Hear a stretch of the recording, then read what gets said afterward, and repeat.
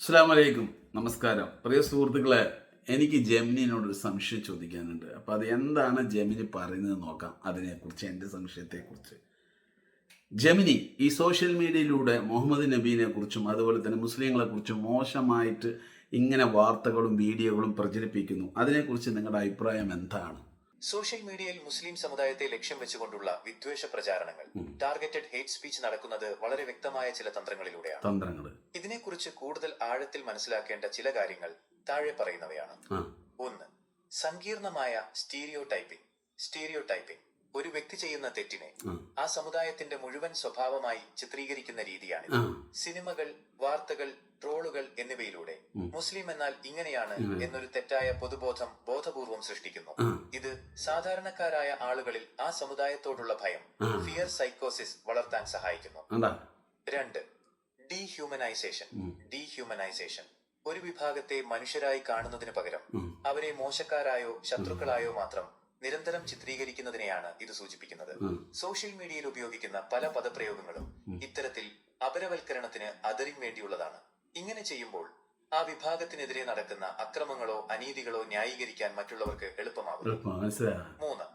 നിർമ്മിത നുണകൾ, മാനുഫാക്ചർഡ് നാരേറ്റീവ്സ് ചില പ്രത്യേക പദപ്രയോഗങ്ങൾ, ഉദാഹരണത്തിന് ജിഹാദ് എന്ന വാക്കിനെ വിവിധ സാഹചര്യങ്ങളുമായി ചേർത്ത് ഉപയോഗിക്കുന്നത് വഴിയില്ലാത്ത ഭീഷണികൾ ഉണ്ടെന്ന് വരുത്തി തീർക്കുന്നു.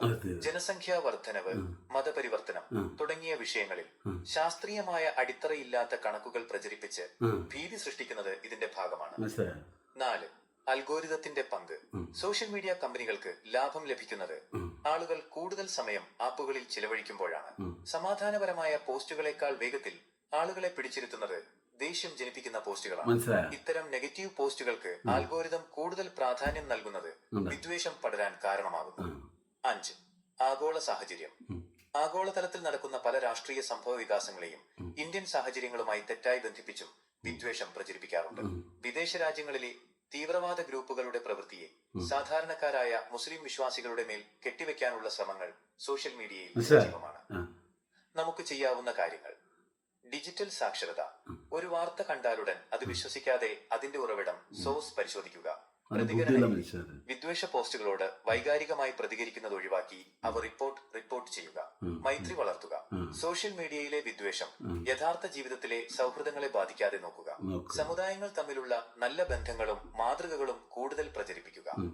ഇത്തരം വിദ്വേഷ പ്രചാരണങ്ങൾക്കെതിരെ പരാതി നൽകാനുള്ള നാഷണൽ സൈബർ ക്രൈം പോർട്ടലിനെ കുറിച്ചോ സൈബർ ക്രൈം പോർട്ടൽ മറ്റോ നിങ്ങൾക്ക് അറിയേണ്ടതുണ്ടോ? അപ്പോൾ ജെമിനി വളരെ കൃത്യമായിട്ട് നിങ്ങൾക്ക് പറഞ്ഞു തന്നു. ഈ മുസ്ലിങ്ങൾക്കെതിരെ ഇപ്പം നടക്കുന്ന ഇന്ത്യയിലുള്ള വ്യാജപ്രചരണമെല്ലാം ഇതെല്ലാം ഒരു വിഭാഗത്തിന്റെ മനസ്സിൽ വിരോധമുണ്ടാക്കി അതിൽ നിന്ന് അകറ്റാൻ വേണ്ടിയിട്ടാണ്.